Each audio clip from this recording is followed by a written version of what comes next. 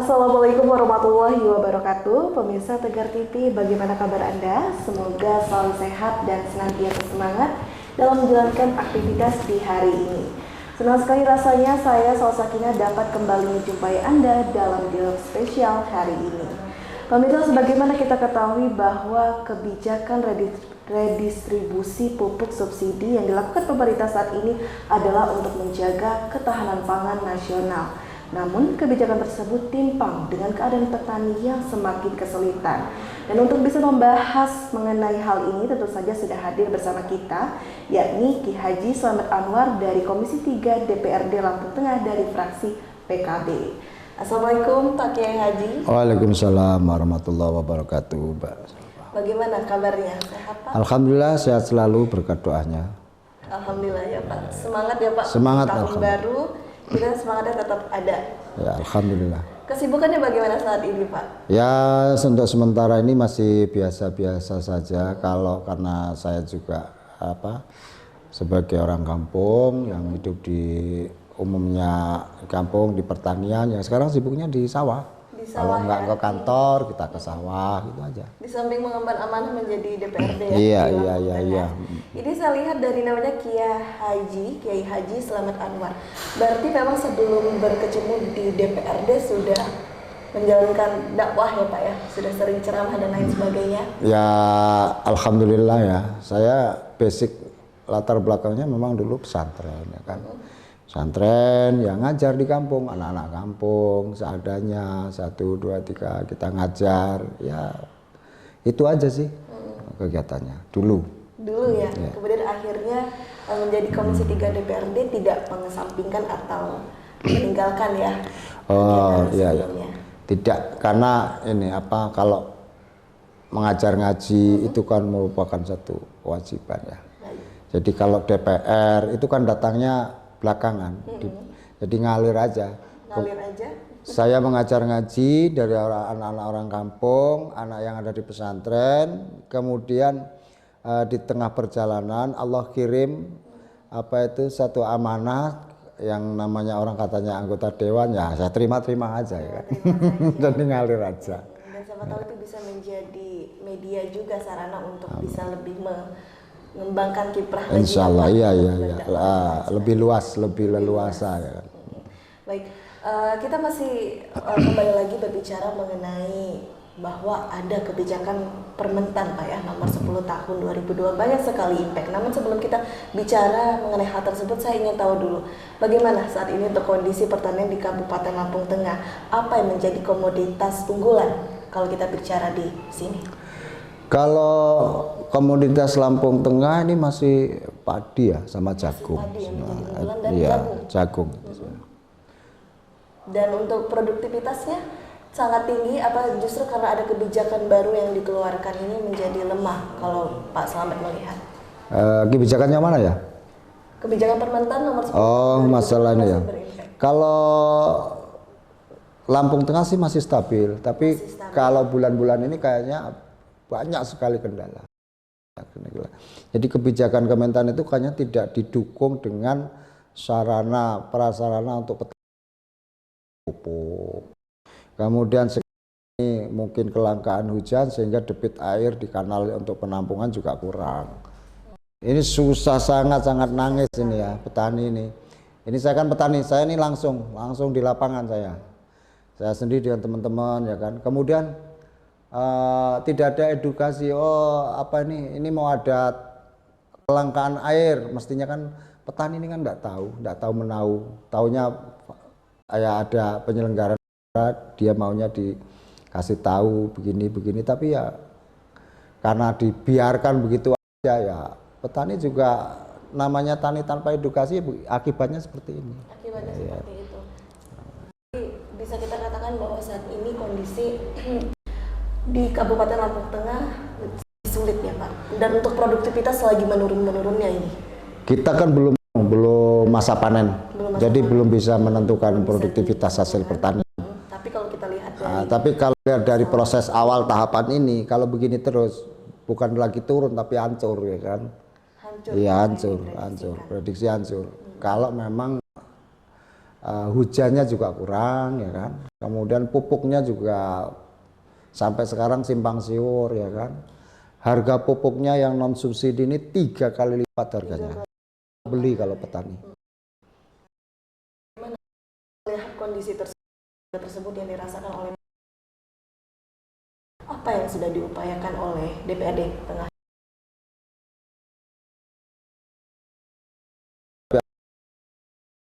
Pengairan, kemudian sebenarnya ini kemana sih gitu loh. Iya, itu ada persiapan tapi ya nggak sesuai dengan budget.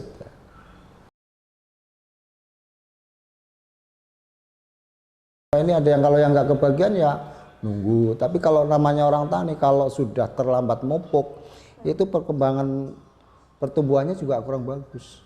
Nah, beli nggak kuat. Jadi kalau non subsidi ini 100 sekian, 120 apa berapa. Ini kalau yang non subsidi ini satu saknya itu 50 kilo. Ini hampir 550. Coba selisihnya harga itu luar biasa. Setinggi itu sesuai. Iya, iya. Kemudian bagaimana dengan solusi yang dialihkan, kan bisa menggunakan Organik. pupuk organik, itu bagaimana tanggapan dari Pak Slamet? Nah ini organik ini sampai sekarang orang petani juga belum ada satu keyakinan atau mungkin kurang sosialisasi lah ya.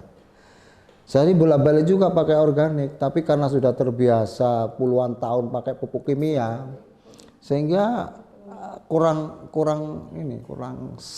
ngeh gitu loh kalau ada penawaran pupuk organik. Sernya tuh di mana letaknya Pak? Apakah karena memang secara perkembangan itu lebih lambat atau apa? Satu karena belum terbiasa mungkin ya, sehingga pertumbuhan itu memang masih belum maksimal kalau pakai organik. Tetap harus ditopang dengan kimia. Jadi tetap harus menggunakan pupuk. Iya. Jadi di sini Pak Slamet kurang setuju dengan kebijakan pemerintah yang ingin petani itu lebih mandiri, menggunakan pupuk organik saja tanpa menggunakan pupuk yang memang disubsidi oleh pemerintah. Ya setuju aja ya. Kalau memang pupuk organik ini bisa membuktikan kesetaraan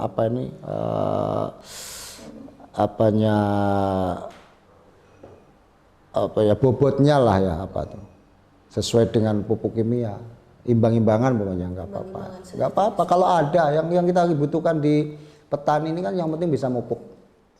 Iya. Oke. Nanti saya lanjutkan kembali perbincangan kita Pak. Dan untuk pemirsa jangan kemana, tetap di Dialog Spesial hari ini.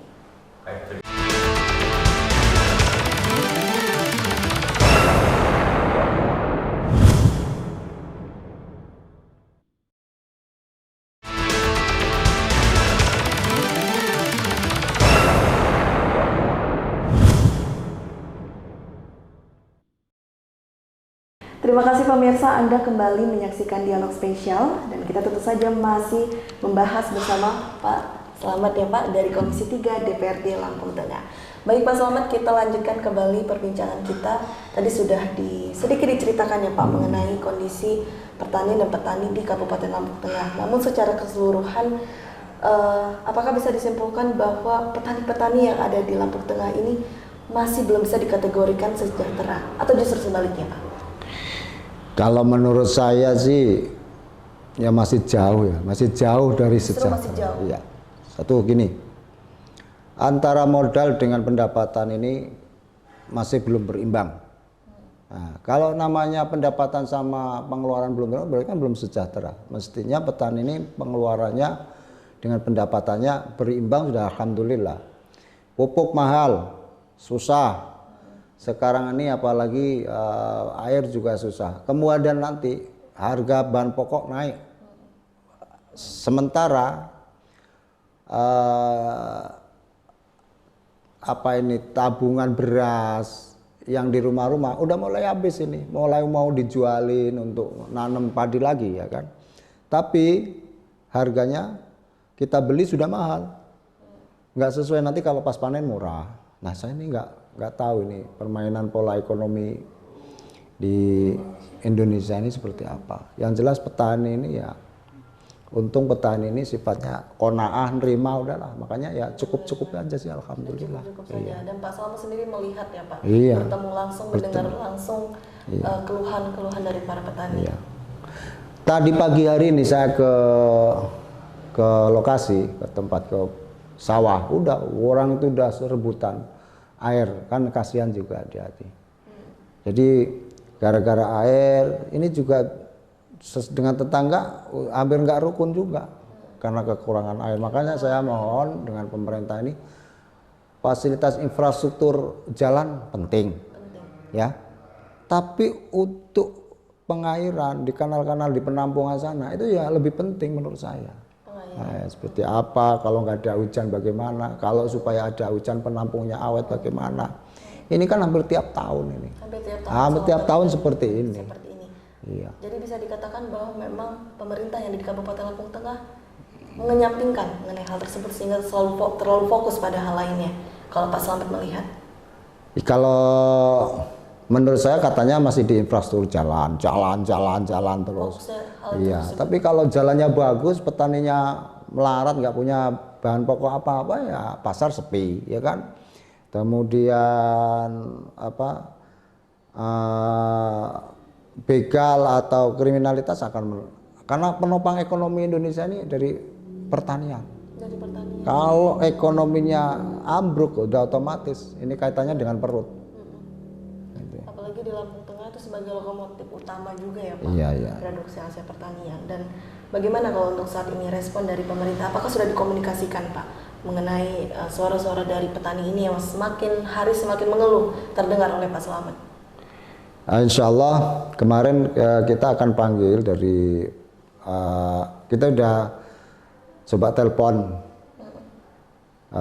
dari mereka, alasannya memang kelangkaan air hujan. Ya, jadi yang disalahkan ini Tuhan, ya kan? Alam. Ya kalau sudah alam ya gimana. Tapi menurut saya kita ini kan kalau bahasa agama ini khalifatu fil ardi, ya kan, satu hamba Allah yang diwakilkan di bumi untuk mengatur bumi. Ya kalau memang debit air ini supaya awet, kan Allah nggak selalu ngasih yang terang terus kan karena hujan. Bagaimana edukasinya itu aja. Nggak bisa ini karena hujan jarang sehingga ya kita susah bagi waktu untuk ke daerah Paen, Karangindah hari ini, kemudian ini. Ya silakan, kan bisa toh diperbaiki semua. Saya berharap gini, pemerintah lebih fokus ke penghasilan sumber pokok pangan di pertanian. Tapi insya Allah kalau itu ini, walaupun jalannya susah, kalau makanannya tersedia ya kita enjoy aja. Tapi untuk apa jalannya bagus tapi petani juga kesulitan.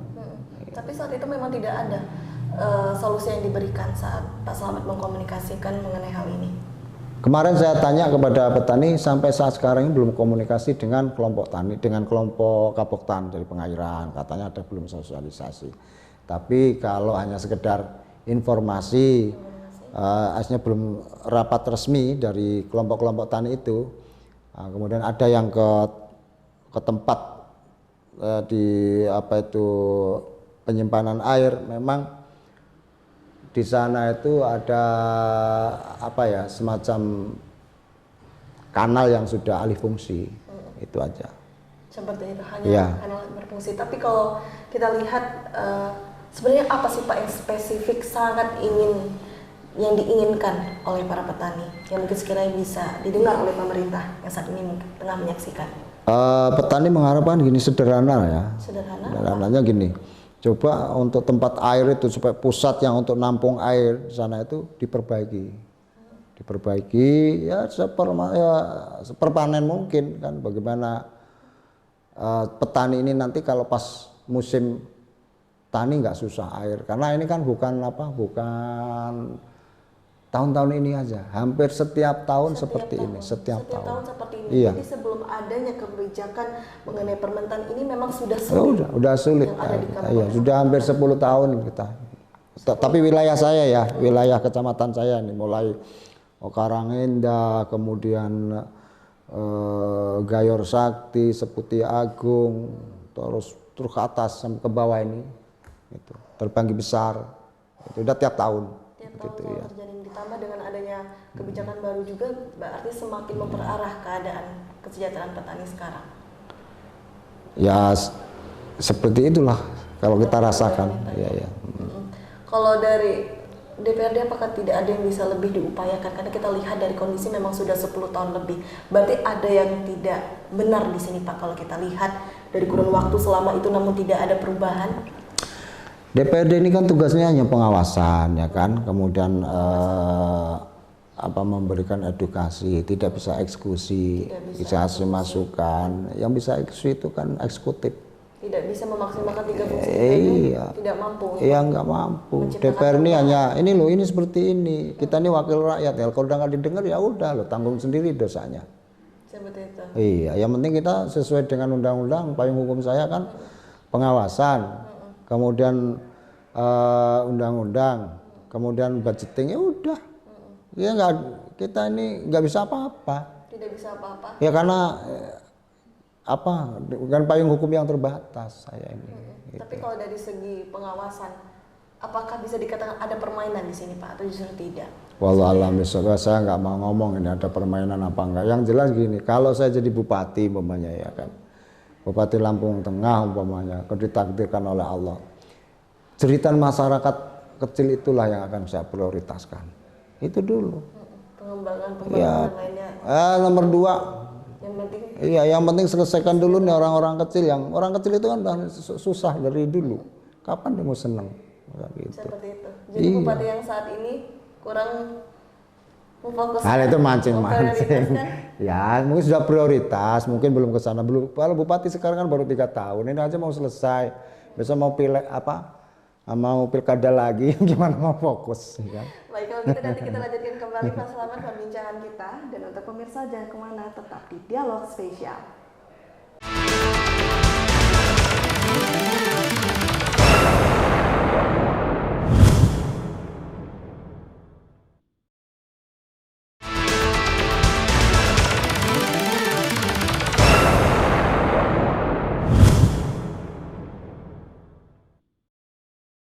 Terima kasih pemirsa, Anda kembali menyaksikan Dialog Spesial dan tentu saja kita masih membahas bersama Komisi 3 DPRD Lampung Tengah. Kita lanjutkan kembali perbincangan kita ya, tadi sangat menarik sekali. Ini menjadi hal yang sangat miris juga ya Pak. Tadi sudah dikatakan bahwa memang sudah hampir 10 tahun lebih petani khususnya di kecamatan yang memang Bapak di wilayah saya. Di wilayah Bapak itu begitu kesulitan. Dan saya ingin tahu bagaimana sejauh ini harga pangan yang di Kabupaten Lampung Tengah khususnya di wilayah Bapak. Harga pokok di Lampung Tengah, tapi standarnya di kampung-kampung lah ya. Di kampung-kampung ini beras sudah hampir 10.000 sekarang. 10.000 ada 11.000. Ya udah termasuk sangat tinggi. Nah, sedangkan bahan pokok mereka ini udah terkuras terjual untuk modal beli pupuk ke tani. Kan kalau nggak cash nggak dikasih. Begitu ya. Iya. Jadi sekarang khususnya beras ya Pak ya. Khususnya beras sudah begitu tinggi sekarang. Dan khususnya untuk beras ini apa yang diinginkan oleh petani? Kalau terakhir dari yang sudah dikomunikasikan oleh Bapak. Itu mungkin kan kalau ini kita bicara estimasi Lampung Tengah ya. Mestinya ya pejabat terkait bisa menyiapkan yang bisa mengimbangi harga beras yang dari luar atau gimana kan, karena lagi nggak produksi kan petani. Mestinya kalau nggak lagi produksi ini disuplai beras yang harganya standar antara 8.000 umpamanya di warung-warung. Ya terserah bagaimana caranya dari bulognya itu kan. Dari bulognya itu. Iya. Dan kalau perkiraan dari Pak Slamet ini akan sampai kapan sih Pak kenaikan harganya? Apakah sampai Permentan ini direvisi kembali atau justru tidak? Mungkin Perkiraannya. kalau menurut saya gini, kalau Indonesia ini bisa menggenjot hasil pertaniannya, ya mungkin harga bisa stabil. Ini kan gini, gara-garanya kan antara petani ini dengan modalnya udah nggak seimbang. Jadi yang merasakan sakit pahit itu ya petaninya. Kita diperas keringatnya untuk menghasilkan apa tuh pangan, yang makan pangan ini orang-orang kaya ya kan, orang-orang yang di atas, sementara kita modalnya ini tidak disesuaikan dengan harga penghasilannya. Apalagi saat ini subsidi sudah dibatasi. Subsidi sudah dibatasi itu. Apakah Pak Slamet setuju bahwa memang kebijakan yang diambil pemerintah saat ini yang katanya adalah untuk menjaga ketahanan pangan itu menjadi solusi yang tidak tepat kalau kita lihat dari kondisi petani? Ini menurut saya loh ya, karena ada pembatasan kebijakan subsidi. Justru ini banyak maling sekarang ini kan. Kenapa tuh banyak maling? Iya. Apa itu? Lah petani ini kan orang yang notabene-nya yang petani loh ini ya, orang yang lugu, yang jujur. Kalau kelihatan pupuk itu yang beli subsidi ya, karena harga subsidi ini sekarang ini apa yang Mbak katakan tadi ini kurang berimbang, sehingga tidak nutup kemungkinan pupuk-pupuk subsidi ini ada yang beli lebih mahal. Itu makanya petaninya yang kalang kabut, itu yang bingung.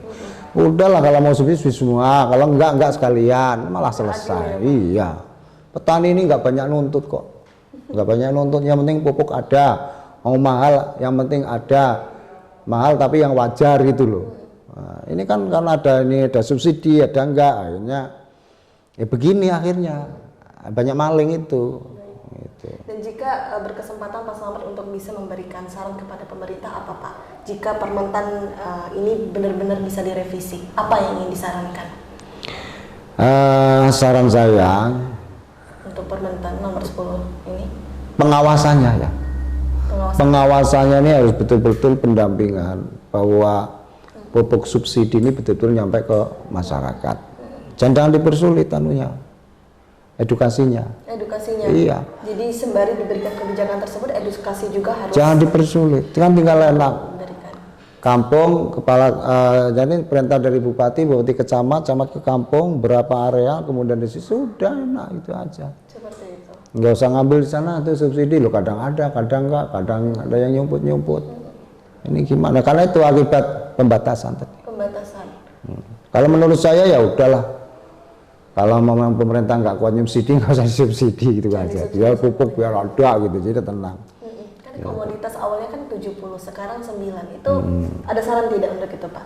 Lebih baik tidak usah dibagi semua atau bagaimana pembatasan komoditas itu? Ya nyatanya pembatasan juga nggak menguntungkan petani. Ujung-ujungnya. Iya, ujung-ujung nggak menguntungkan petani. Kan saya katakan petani ini orangnya yang lugu. Mau berapapun kalau memang adanya dibeli. Tapi ya memang ya rezeki Allah yang atur. Gitu. Tapi kalau yang jadi masalah ini nggak ada pupuknya. Tidak ada Gitu ya, walaupun subsidi. Makanya pembatasannya seperti apa kan nggak, masyarakat ini nggak mudeng lah yang kayak gitu. Apa permen ini nggak jelas, nggak tahu mau pembatasan mau apa, yang penting ini pupuk ada, dah harganya berapa, standby ini kita mau pupuk nih, itu aja. Dan apalagi kebijakan yang baru ada sekarang adalah dengan kartu tani. Itu efektif tidak menurut Pak Slamet sendiri? Kebijakan yang baru dengan adanya kartu tani untuk bisa mendapatkan pupuk subsidi. Saya sampai sekarang belum merasakan efektivitasnya. Kartu tani itu seperti apa, kemudian yang dapat siapa. Ya fakta kenyataannya di lapangan juga nggak ada yang dapat kartu tani sampai sekarang. Khususnya di Pak. Iya. Kalau prosesnya mau KTP seperti KTP ya udah di balai kampung. Itu petani pasti datang semua di balai kampung. Kita ini tidak ada birokrasinya, ada lurah, ada RT, ada bayan, fungsikan. Selesai. Itu aja. Seperti itu. Dan kesulitan petani di Kabupaten Lampung Tengah saat ini masih aman terkendali Pak? Tidak ada demo sejauh ini yang terpantau? Sejauh ini alhamdulillah, itulah makanya saya ini senang dengan petani ya. Walaupun sesakit apa, seperih apa, dia nggak akan demo. Yang suka demo itu kan orang-orang yang ekonomi menengah ke bawah, kalau ketelatan dikit dia demo karena ada yang menggerakkan. Kalau petani siapa yang menggerakin? Sebenarnya tidak. Nggak ada yang demo. Paling enak apa itu masyarakat Indonesia ini. Orang yang nerima-nerima, nggak kayak di luar negeri tuh dikit-dikit demo. Kita ini mau nggak ada air apa, jadi enak duduk di ini apa di tamping-tamping sawah itu sambil paling nangis minta ya Allah ya Allah.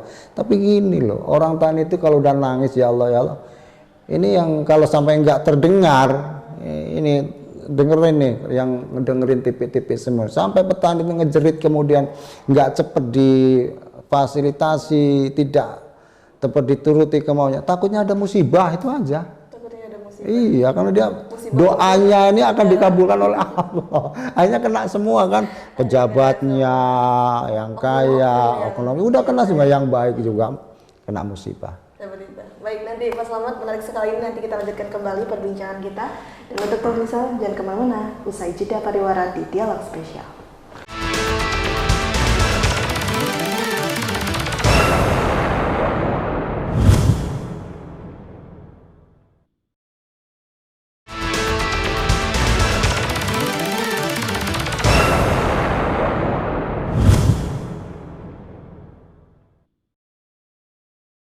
Terima kasih pemirsa, Anda kembali menyaksikan Dialog Spesial dan tentu saja kita masih membahas bersama Komisi 3 DPRD Lampung Tengah. Baik, Pak Slamet, tadi sudah dikatakan bahwa memang petani yang di Kabupaten Lampung Tengah ini masih aman ya Pak, terkendali, tidak ada demo sejauh ini yang terpantau. Tapi kalau perkirakan semakin lama, berapa bulan kemudian jika masih tidak terrealisasi, apakah ada kemungkinan gerak-gerak bahwa akan ada demo dari para petani? Kalau Bapak. Ya mungkin nggak demo semacam, mungkin gerakan supaya aspirasinya terdengar. Itu aja. Karena orang sabar itu kan ada batasnya. Iya, itu aja. Dan itu hal yang wajar. Hal yang wajar. Karena petani ini kan hidup di kampung ini kan ada yang apa istilahnya, ngomong bahasanya, ya nanti dia ngomong ke kepala kampungnya, tahapannya seperti itu. Kalau kepala kampungnya nggak selesai, ya kita mungkin petani akan mohon, bukan demo ya kan, mohon ke kecamatan. Kalau kecamatan nggak tercover, ya mungkin naik lagi ke DPRD, kerjaan DPRD ini apa nih? Mungkin ada yang mau kayak gitu juga ya kan. Ini udah. Kalau maksudnya kalau urusannya dengan perut, semua ini bisa dihalalin kalau memang nggak ada yang dimakan. Sudah terdesak. Iya, sudah terdesak. Walaupun orang sabar, ya jadinya nggak sabar. Seperti itu. Nah, ngomongin bicara tentang kerjaan DPR ya, tadi sudah sempat disepil juga Pak, bahwa DPRD kan memiliki 3 fungsi. Yang pertama adalah pengawasan, legislasi, dan anggaran. Untuk pengawasan saat ini memang sudah maksimal ya Pak dilakukan, mengontrol di harga pangan yang di Kabupaten Lampung Tengah. Ya sudah lah, menurut saya sudah, karena pengawasan ini kan ada bagiannya masing-masing. Kita ada 4 komisi kan, ada 1, 2, 3, 4 ya kan. Saya kira kalau pengawasan ini sudah maksimal DPR. Iya. Tinggal eksekusinya adalah di eksekutif, iya. Seperti itu ya Pak. Kalau dari segi anggaran bagaimana? Di anggaran apa nih yang ditanyakan? Anggaran DPR. Manusia nih kalau tanya anggaran yang kurang gede aja maunya ya kan. Karena kita mengelola konstituen satu orang ini kalau 5.000 orang min-minnya kan 5.000 orang, tiap hari ada kegiatan ya tentunya cukup itu aja. Seperti itu. Iya. Tapi saya yakin si DPR di Kabupaten Lampung Tengah tidak selalu pacu pada anggaran ya Pak. Tidak, bekerja memang benar-benar untuk memperjuangkan kepentingan rakyat, suara rakyat, karena dipilih oleh rakyat kita ini kan, bukan dipilih tertutup gitu loh. Benar. Dan untuk dari fungsi dari legislasi Perda, apakah sudah ada Pak Perda yang mengatur mengenai ini yang sudah masalahnya? Perda pertanian ini ya? Perda pertanian sudah ada sih, sudah ada, tinggal. Kalau untuk di tahun ini Perda terkait masalah petani yang semakin belum masuk. Ada rancangan ke sana nanti ke depannya. Tapi dengan situasi yang seperti ini nanti kita akan akan coba rancang bekerjasama dengan beberapa komisi ya kan. Kita sepakati seperti apa pada inisiatif dari DPRD untuk kesejahteraan petani. Seperti itu ya. Oke. Baik, ini kan kita sudah berada di masa politik ya Pak, tahun politik sebelum masuk ke tahun 2024. Tapi sebelum kita membahas mengenai hal tersebut, saya ingin apa Pak yang ingin disolusikan kepada pemerintah yang saat ini mungkin mendengar terkait masalah yang sudah kita bahas sebelumnya? Saya berharap dari pemerintah daerah untuk fokus ke penampungan air ya, yang di daerah Wais Putih, Kali Wais Putih. Mungkin perbaikan ya kan di sana, sehingga untuk umpamanya kelangkaan hujannya jarang, jadi bisa menampung debit air yang untuk disimpan. Itu aja. Jadi kalau udah fokus di situ, saya pikir paling tidak mengurangi kesulitan-kesulitan untuk mengaliri sawah yang setiap tahunnya terjadi seperti ini. Ya.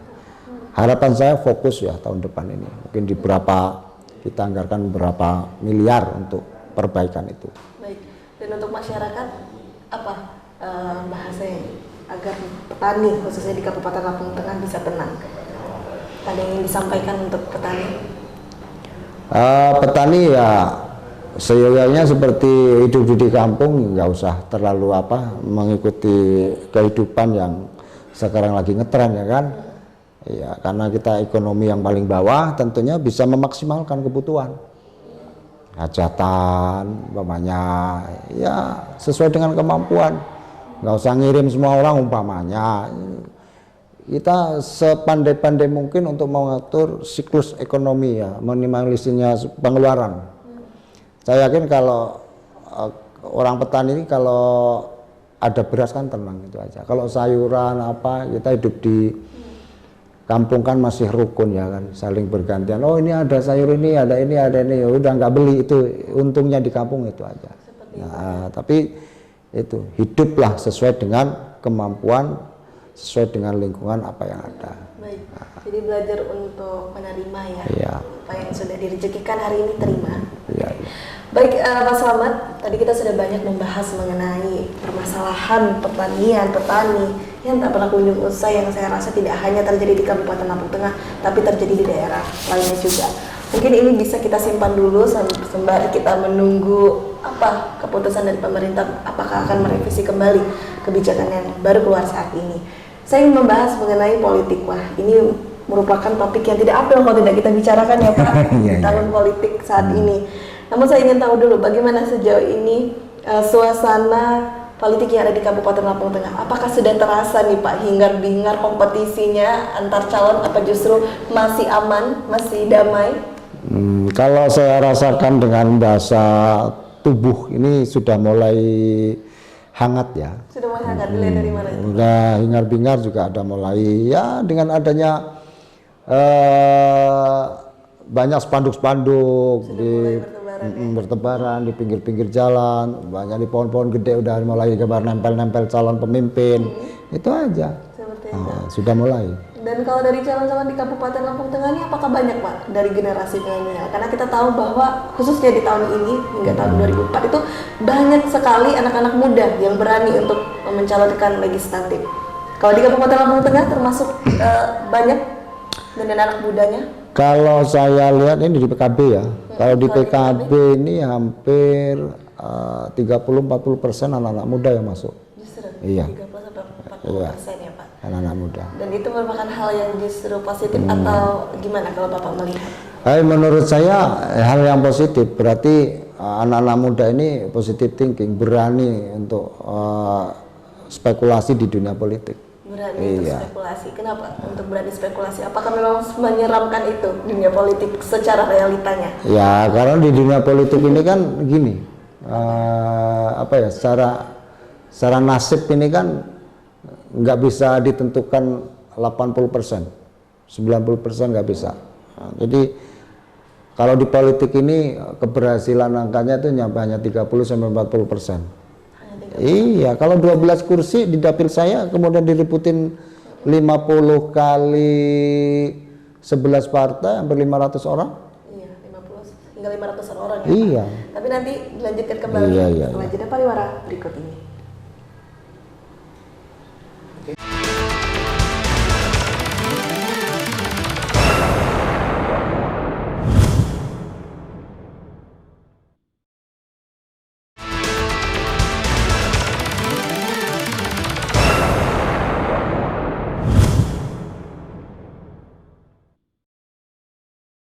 Terima kasih pemirsa, Anda kembali menyaksikan Dialog Spesial. Baik, Mas Slamet, kita lanjutkan kembali. Tadi sempat terhenti Pak mengenai apakah memang panggung politik semenyeramkan itu? Ya, di panggung politik namanya dunia persilatan politik ini ya yang serem ya enggak, tergantung cara menghadapinya. Cara menghadapinya. Iya. Kalau saya katakan serem, ya nyatanya saya rasakan ya kan, hidup di politik ini berjalan bahkan di atas duri ya kan. Kenapa itu? Ya karena terlalu luas lapangannya, medannya terlalu luas. Jadi kadang-kadang nggak ngerti ini mana, jadi nggak bisa dianggap enteng di dunia politik. Harus teliti, waspada itu. Seperti itu. Jika memang medannya memang seperti itu, kenapa tuh ya? Kalau dari analisa Bapak melihat banyak anak muda yang begitu berani untuk masuk, apakah memang ada yang diiming-imingi yang begitu besar dalam hal memang gajinya besar, tinggi, atau justru tidak? Itu sebenarnya tidak seperti itu realitanya. Kalau anak-anak muda kan instingnya itu lebih spesifik, mencoba, penasaran. Nah itu makanya wajar aja kalau pengen usaha ini, masih muda ya kan, masih usaha ini ya. Politik ya monggo aja. Monggo aja. Mau ada yang menarik atau tidak ya monggo saja jika ingin mencoba. Iya. Seperti itu. Dan kalau untuk di Kabupaten Lampung Tengah, kalau Bapak melihat sejauh ke masa bakti Bapak ya sebagai DPR Wakil Rakyat, sebenarnya pemimpin apa yang dibutuhkan? Sosok pemimpin seperti apa? Ini DPR-nya kalau pemimpin semua mulai eksekutif, mulai kan ya, kalau pemimpin gini sih, pemimpin ini yang bisa ngayomi ya kan, kemudian bisa memberikan mengkanter apa yang menurut dia ini sulit dibawa, bisa mengcover keinginan masyarakat, itu aja. Yang paling penting mengedepankan keinginan masyarakat. Kepentingan rakyat. Kalau memang jadi pemimpin, sekarang kalau jadi anggota dewan, sekarang dipilih orang 5.000 ya, harus punya 5.000 orang ini nggak sedikit loh. Ya 5.000 ini banyak tuntutannya. Ya kita harus berani menghadapi 5.000 orang itu. Ngomong A, ngomong B, mau begini, ya nggak usah kesinggung karena dia memang konstituen kita. Kalau ada yang merasa, wah saya ini dari DPR apa dulu ini, lupa gini-gini, mana? Ya anggap aja itu merupakan cita-cita kita yang belum bisa melaksanakan keinginan dia, itu aja. Keinginan. Jadi yang paling penting adalah mengedepankan kepentingan umum. Kepentingan umum khususnya. Apakah keinginan tersebut lahir dari realita yang melihat sekarang bahwa banyak sekali pemimpin yang tidak mengedepankan kebutuhan masyarakat? Saya tidak tahu ya, ada nggak pemimpin yang tidak mendahulukan kepentingan masyarakat? Karena definisinya jadi pemimpin, dia pasti akan melayani masyarakat. Berarti kalau secara idealnya, tapi kalau dia udah mulai dengan masyarakat, berarti dia harus yang menegur. Ada yang menegur, ada yang mengingatkan. Ya mungkin DPR inilah yang negur, kemudian eksekutif, ini gini begini pelayanannya sangat kurang. Lah kalau DPR siapa? Ya mungkin rakyatnya. Ada ini majelis MK, majelis kehormatannya itu. Ya mau ditegur, ya kita ngurusin orang banyak loh. Ya, yang jelas bagaimana masyarakat ini memandang saya sebagai perwakilan mereka ini, mereka puas, itu aja kalau saya sih. Kalau dia nggak puas, ya saya nggak kecewa juga. Namanya lu siapa? Terserah, nggak boleh. Ya bagaimana saya bisa memberikan kepuasan terhadap konstituen saya, walaupun saya ini bukan alat pemuas ya kan? Dan ini sekiranya harus didengar juga ya untuk para calon legislatif. Oh iya. Sebenarnya kerja DPR sulit ya Pak, tidak mudah terlihat ya, karena selama ini mungkin banyak masyarakat yang menganggap, memicingkan mata melihat bahwa DPR ini banyak jalan-jalannya, banyak mengambilkan uang. Justru tidak, malah sebaliknya. Tidak, kita ini tiap detik, tiap waktu ini beban moral ya kan. Beban moral, ketemu orang serba salah ya kan. Oh, pasti omongannya pasti nggak puas. Nah kalau ini karena temperamen kan, gitu marah. Tapi memang kita ini ditugaskan oleh mereka untuk memberikan aspirasi. Ya apapun yang dia katakan ya anggap aja itu bumbu pemanis gitu aja. Kalau saya nggak tahu orang lain saya nggak ngomong. Oke, jadi bisa saya simpulkan bahwa selain harus mengutamakan kepentingan rakyat, yang kedua harus sabar juga ya Pak. Harus mampu mengelola emosi. Harus mengelola emosi, mampu menjadi apa ini kotak sampah lah ya kan. Apa aja masuk, mau kotoran apa ini lah pemimpin. Karena dulu Rasulullah juga nggak pernah marah ya kan. Apalagi dulu sahabat Abu Bakar itu ya sampai karena takutnya berbuat tidak adil kepada masyarakatnya itu kalau malam tuh keliling ke masyarakat sampai ada masyarakat yang ngeluh, dia yang merasa dosa. Dan ada enggak yang model kayak gini nih sekarang? Jangankan keliling kampung, orang di kampung aja baru RT aja wah sosokan masyarakatnya suruh datang, kita yang suruh turun ke bawah. Ini ya, jadi Jokowi itu sebenarnya memberikan satu contoh yang baik sebenarnya. Tapi sekarang ini kalau ngasih contoh yang baik turun ke bawah, namanya apa tuh?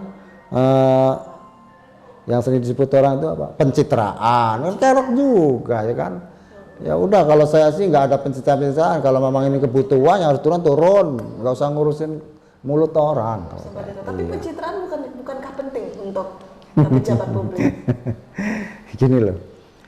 Yang saya katakan pencitraan penting itu ya sesuai dengan kebutuhannya. Iya. Kalau memang turun ke bawah sambilan ya walaupun ada orang ngomong pencitraan ya udah biarin aja. Tapi kalau ke bawah nggak bawa apa-apa, nggak program apa-apa, ini yang menurut saya pencitraan. Seperti itu. Jadi pencitraan harus diimbangi dengan benar-benar harus ada yang dikerjakan, ada yang dikerjakan. Ada yang dieksekusikan. Seperti itu. Baik, di tahun depan selesai ya Pak masa bakti menjadi DPR? Selesai nanti sekitar bulan Oktober 2024. Oh, bahkan di bulan Oktober. Iya. Bagaimana rencana ke depannya? Apakah ingin pensiun dulu, rehat dulu, atau justru ingin maju? Rencana Bapak ke depannya? Saya ini prajurit partai kan. Saya prajurit Partai Kebangkitan Bangsa. Saya ngikut ketuanya. Kalau ketuanya lo berhenti gitu aja, ngapain. Tapi kalau keinginan masih terus ingin kalau keinginan masih terus ingin berbuat ya kan, masih ingin terus berbuat. Karena wa may ya'mal mithqala dzarratin khairan yarah. Perbuatan kebaikan walaupun kecil ini akan diganti oleh Allah ya kan. Kalau memang masih sehat, masih punya sumbangsi pemikiran melalui partai ya apa enggak. Tapi kalau namanya hidup ini kan semuanya ada aturannya. Kemudian di partai jangan Pak Samad ini gantian, ya udah. Iya, tapi kalau kita positive thinking, Bapak masih dalam keadaan sehat, partai itu lanjut ya Pak? Lanjut, kita lanjut. Apakah akan pindah haluan daerah? Kita sementara tetap di kabupaten. Ya terserah partainya. Saya mau ngikut aja, kalau memang di akhirat nanti ada ini perintah ketua ya mungkin bisa kampanye di sana juga, ya kan? Kalau begitu nanti kita lanjutkan kembali Pak Slamet, dan untuk pemirsa jangan kemana, tetap di Dialog Spesial.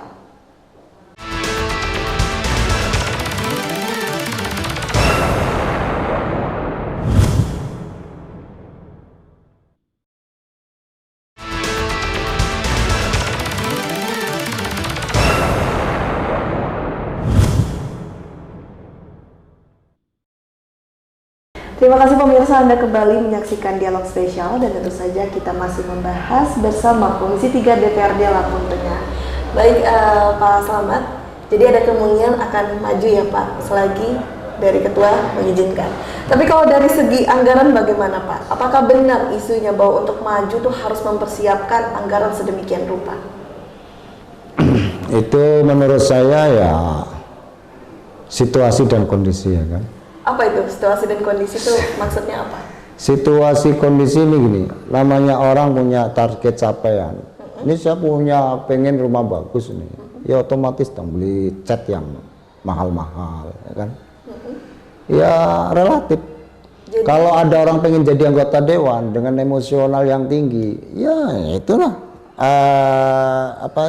resikonya. Dia akan menuruti emosinya, takut kalah, harus menang. Ya kosnya juga tinggi. Jadi kalau bilang kosnya sekian ratus juta, saya nggak bisa mendefinisikan ya, tergantung orangnya. Karena itu tidak ada aturannya juga.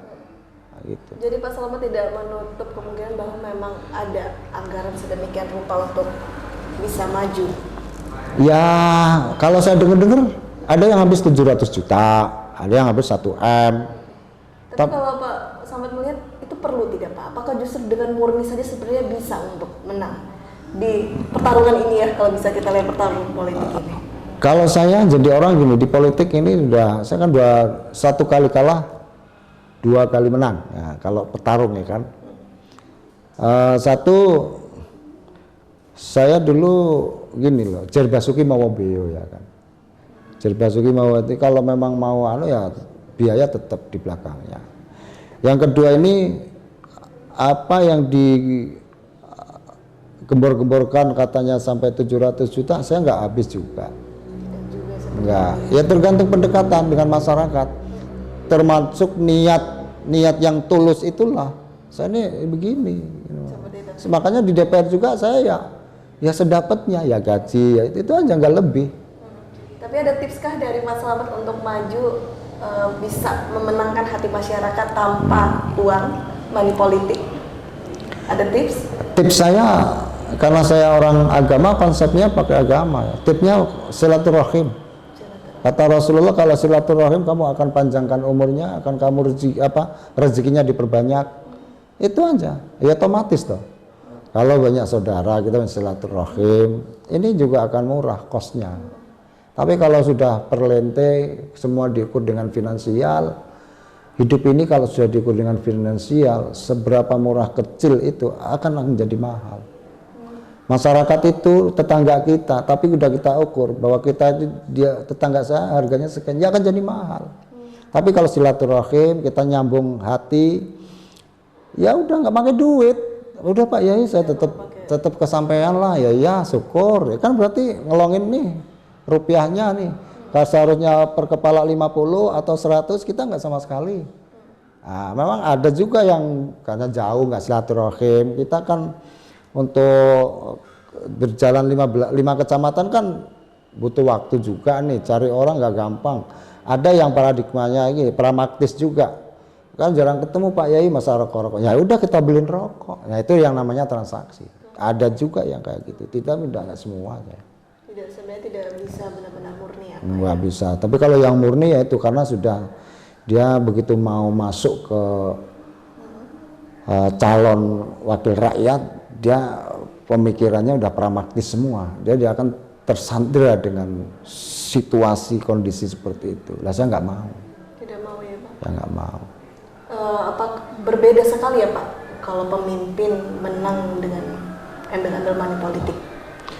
Ya beda, dia akan lebih tega nantinya kan, karena masa udah banyak, ini harus bukan modal, apalagi orang yang ngeluarin duit terlalu banyak, kos politik, dia pasti punya obsesi akan dia sebagai pekerjaan penghasilan, nggak bisa. Kita ini bukan penghasilan yang kita cari, oke, di situ ada, tapi lebih secara spesifik kita ini pengabdian. Uang bukan orientasi. Bukan, ya, tapi kalau udah orientasinya uang, orang model tipe-tipe kayak gini nih, ya dia nanti uangnya juga akan habis untuk beli orang juga. Jadi masyarakat sekiranya harus pintar-pintar juga ya Pak, iya. menilai nanti, apalagi pada saat masa-masa kampanye akan justru semakin booming juga ini money politik bertebaran di mana-mana. Dan saya ini gini, di politik pelayanannya multi kompleks saya ini. Mau ada orang sakit suruh ngurusin saya, ada mau ngelahirin tak tolong saya, ada Pak ini Pak motor saya ada trouble dengan polisi, ya udah loh, ya udah ke rumah saya urusin semua. Ya karena saya bagaimana saya buat seneng sama mereka. Baik, luar biasa sekali Pak Slamet sebagai wakil rakyat. Semoga kedepannya ketika Pak Slamet maju bisa tetap mempertahankan ya Pak rasa keinginan untuk terus selalu memperjuangkan kepentingan masyarakat khususnya di Lampung Tengah. Dan Pak Slamet, kita sudah berada di penghujung acara. Sekiranya ada yang ingin disampaikan untuk pemirsa di rumah? Bismillahirrahmanirrahim. Assalamualaikum warahmatullahi wabarakatuh. Saya Kiai Haji Slamet Anwar, anggota DPRD Kabupaten Lampung Tengah dari fraksi Partai Kebangkitan Bangsa. Persoalan ketahanan pangan masyarakat dengan iklim yang tidak menentu tentunya harus pintar mengedukasi lingkungan hidup di sekitarnya, di pinggir-pinggir rumah, karena cabai juga harganya naik turun, ada 80 kadang 90. Makanya yang jadi petani, mari kita manfaatkan tanah-tanah yang kurang bermanfaat, kan kita tanami sayuran, kita tanami cabai dan lain sebagainya, sehingga bisa mengurangi kekurangan pangan kita, membantu kelonggaran ekonomi kita. Terkait dengan politik, saya sarankan anak-anak muda niat yang lurus, niat pengabdian, jangan mengikuti arus yang sekarang lagi ngetren bahwa kalau nggak ada rupiah kita tidak akan jadi anggota dewan. Makanya harapan saya bagi para konstituen atau para calon-calon baru, ini niat yang lurus, pengabdian, udah ngalir saja dengan Allah, bahwa hidup ini penghasilan, keuangan tidak harus dicari di dunia politik, sehingga kita nanti bisa enjoy. Jangan sampai kita masuk politik kemudian hancur-hancuran, kita kalah, keluar banyak, kemudian kita nggak jelas. Karena di politik juga perlu saya kasih masukan, terutama di teman-teman di pemain baru nih, calon anggota DPR di PKB, yang penting silaturahim, tingkatkan niat pengabdiannya kepada masyarakat. Insya Allah nanti Allah akan memberikan kelapangan dan kemudahan oleh kita. Amin amin ya rabbal alamin. Semoga Pak Slamet sukses dan sehat selalu ya Pak. Baik, tak lupa saya ucapkan terima kasih juga untuk pemirsa yang sudah setia menyaksikan dialog spesial dari awal hingga akhir. Kita doakan semoga Indonesia sudah di Kabupaten Lampung Tengah dapat mempersiapkan di segala sektor untuk suksesnya perhelatan demokrasi 5 tahunan di masa mendatang. Saya Salwa Sakinah, mewakili kru yang bertugas hari ini pamit undur diri. Wassalamualaikum warahmatullahi wabarakatuh. Sampai jumpa.